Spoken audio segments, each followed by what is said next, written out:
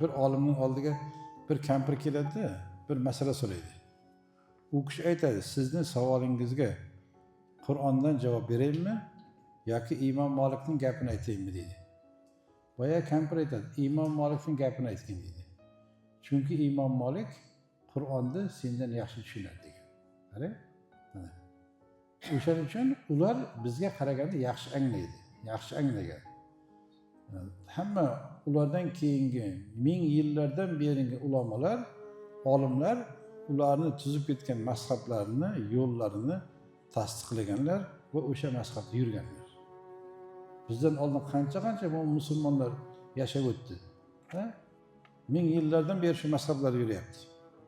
Hech birlari bu mazhabni olmaslik kerak. Har bir odam o'zi Qur'ondan, hadisdan hukm olish kerak demagan.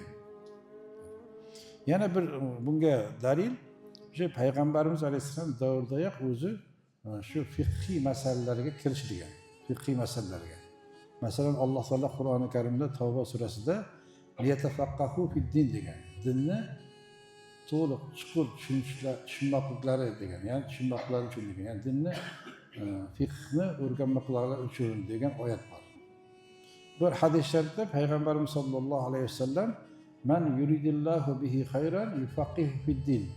Kimga Alloh taolo yaxshilikni xohlasa, unda uni dinda faqih qilib qo'yadi. Din ilmlarini chuqur tushunadigan qilib qo'yadi degan.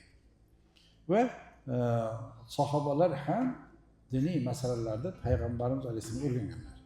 Faqat ular o'rganganliklari payg'ambarimiz alayhisalom qanday o'rgatgan bo'lsalar, o'shanday bajarganlar.